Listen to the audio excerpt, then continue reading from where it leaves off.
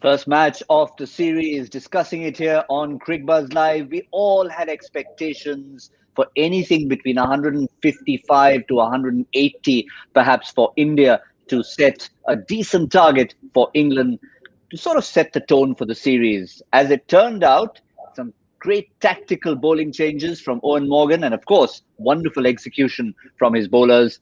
124 for 7, Jofra Archer leading the way with 3 for 23 in his 4 overs. Adil Rashid bowling the opening over of the innings also made tremendous impact with the wicket of Virat Kohli without scoring. I'm going to go straight to Michael Vaughan because Zaheer Khan and I had a bit of a chat when India were already stuttering at the 10-over mark. But Michael, 124 at the start of the innings, if you had mentioned this, whispered this to Eoin Morgan, he would have grabbed it. Yeah, absolutely. I mean, the pitch doesn't look a perfect one. There's a bit of inconsistency. The ball's flying through nicely for the quicks. The real surprise was Adil Rashid. I've never seen him open the bowling in T20 cricket before, and it worked brilliantly. That's obviously been a tactic or a plan that England have thought of pre-match.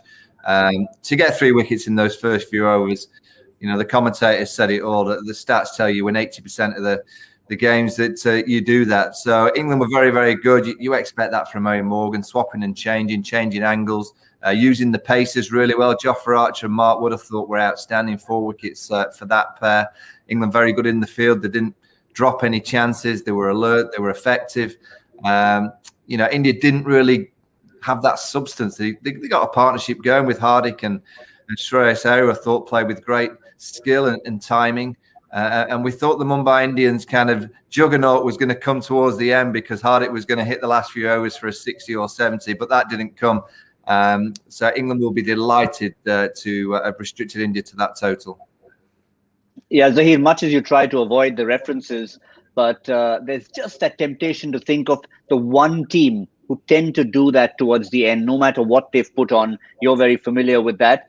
But as it turned out, there was just one Mumbai Indians player in the 11. So you need a few more. Well, when you have that kind of a power play, then, you know, your work, which is left to cover up in the innings, you know, goes on piling up too much. And then you need that kind of a finish. And not often in this format you're going to get those kind of finishes. You're relying too much on the back end. It's about, you know, that puzzle. Every piece needs to just fall into place perfectly. You know, you can't be too far away. And I think 6 overs, 22 runs with 3 wickets down is never going to be easy for any team to then cover up. You need individual brilliances. Can happen a few times, but you know, just too much pressure, and you add the quality of the bowling which you've seen from the England side and the kind of wicket also which they're playing on. Slightly too paced, got a decent bounce.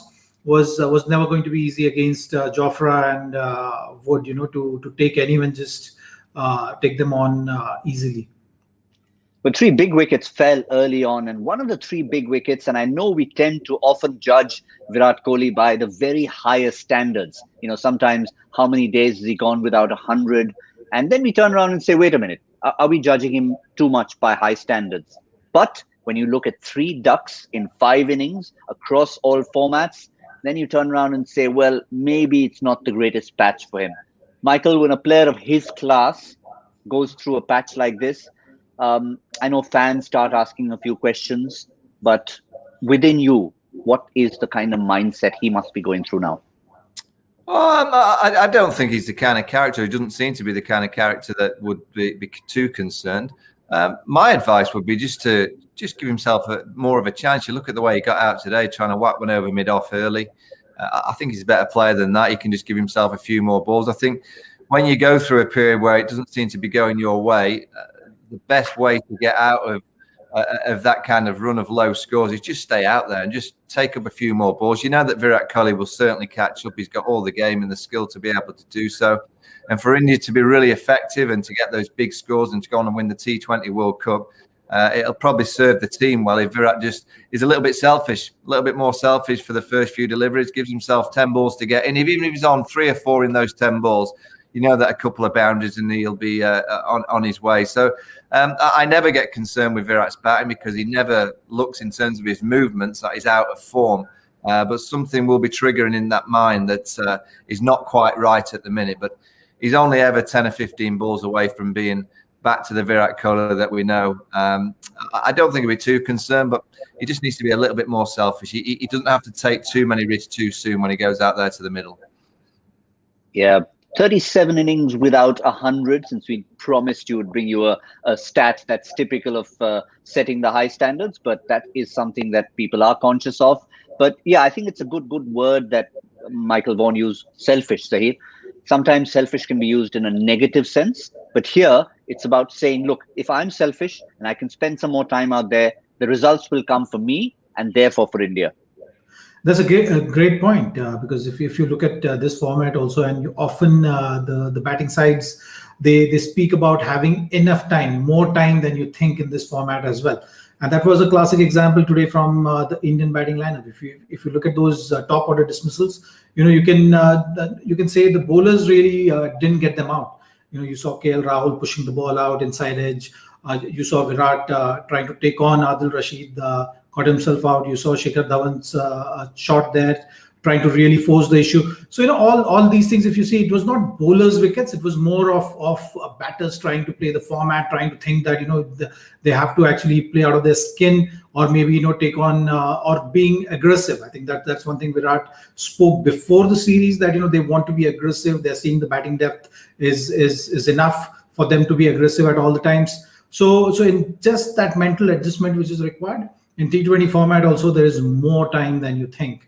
You can actually get yourself in, play few more deliveries than you normally play. You can always catch up. It's just about scoring those big boundaries and sixes, which actually takes care of the strike rate. So if you can get yourself, and if you see Virat's early on career, he was doing that fantastically well. It's just that he's raised that bar so high that he's trying to just better himself all the time. It's at times not a bad thing to just pull yourself back a little, go back to the basics, get yourself in, and then look to force the issue. Yep, certainly. It wasn't necessarily a case of ball beating bat from time to time. Tactics from Eoin Morgan, using Adil Rashid up front, as Michael Vaughan just mentioned, which is not something you see. But of course, leading the way, Michael, Jofra Archer. I mean, whether or not he's proving a point or not, top class again. There's no point for Jofra to prove. I mean, in T20 cricket, his record is right up there with the best. Zaheer Khan is said to me off air that if there's one bowler that he'd take in the Mumbai Indians squad, it'd be Jofra Archer. He's that high class. He's pretty much a shoe-in to any T20 team around the world because of what he delivers. He's a wonderful pacey bowler, bowls with the new balls in the middle, always searching wickets, hits the pitch hard. He's got good slower balls. He very, very rarely lets anybody down in T20 cricket, whether he's playing franchise cricket or now for England. He's exceptional with the white ball. Yeah, it wasn't a chance for you, Zach, to put up the paddle for Jofra Archer, but if he had, you would have had it up all the time. Anyone would, Gautam. But again, just overall looking at his performance, because I just had a feeling, just watching from a distance, that ball he bowled to Virat Kohli sort of set the tone for the innings for himself, for Mark Wood, who came on later at 145 clicks. So it just sort of said that, yes, we've got some serious pace for you to contend with, having gone with only one spinner. Yes, the wicket has helped. I think there was that extra bit of bounce. Wicket looked a bit too paced, so we'll have to see how the dew is going to be a factor in the second innings. If it's not a factor, then maybe the spinners also will come into play. I'm looking forward to see how David Malan goes about his batting on this wicket, because I think from India's point of view, if they have to really put English batting under pressure, get early wickets, and the crucial one in the middle order is going to be David Malan, because he's someone who has been very good against spin. If he's in there, then it's going to be very difficult for Indian spinners to contain him. But if he's out cheaply, then I think India will have a decent chance of making or putting English batting under pressure in this game to make a game out of it. I know we talk a lot. We tend to talk him up, Michael, even Indian fans who haven't seen enough of David Malan simply because of his ranking. And some people take the rankings more seriously. But let's not forget a few other serious names around David Malan, be it Johnny Best or Jason Roy and a certain Owen Morgan himself. Oh yeah, England are high class. I mean, the top of the order, you've got Butler, Roy, then you've got Johnny Bairstow in the middle. David Malan will play that kind of anchor role. Morgan and Butler and Moeen Ali go out to strike it. No Moeen today, but they've got Sam Curran, left-hander. You've got Jordan who can strike a ball. Jofra Archer can climb into it. Adil Rashid is skillful. So England bat all the way down. They've got a tremendous batting lineup, and they all play different roles. And I think that's why they're so hard to play against, because you've got the left-hand combinations with the right-handers. David Malan's a completely different left-hander to Owen Morgan. Jason Roy's a completely different right-hander to Josh Butler, Johnny Bairstow. So they've all got different strengths, not many weaknesses, and that's the key. They're very, very difficult to keep quiet. But if there's one little element that I do think India can get at England, that's these kind of targets, these smaller targets. They have come a little bit unstuck in the past, where almost you have to think a bit too much. They'll come out and try and swing. They'll try and clear out this power play. They'll try and get 50 or 60 inside the first 6 to pretty much nullify the game. But that might mean they might lose 2 or 3 wickets, which might bring the Indian side back into the equation. But with the experience and the power, you would think that the score is going to be a bit too light for the Indian perspective. Well, that's as far as the outcome is concerned. But since you've already brought the topic up, Michael, you may as well go first. If you think England will come hard, never mind if they lose wickets. You reckon between 50 and 60 in the first 6? Well, they'll try. They'll try and go for it. Give us a number. Give us a number. Well, I will go high. I think it'll be 54. I'm going to go 54. It wouldn't surprise me if it's 28. 28. Talk about hedging your bets. I'm going 54. 54. Zaheer, are you going 28? Wishful thinking? I think I'll have a bit balance in the approach. I'll say 35 for maybe 1 wicket. 35, 54. It's a score I had all along. I'm not trying to squeeze in between, but 42 is what I'm thinking for England in their 6 overs. Remember, we got it horribly wrong. Between 159 and 180 is what we were thinking. But it's the first match of the series. We're all learning. We're all sinking our teeth in. Lots more to chat about at the end of the game, including what we all thought about Shreyas Iyer, who was responsible for the fact that India actually got this total on board. But that is for the end of the innings, the end of the match. We will see you all in the 10th over on Cricbuzz Combox. For now, that's all for this mid-show. We'll see you soon.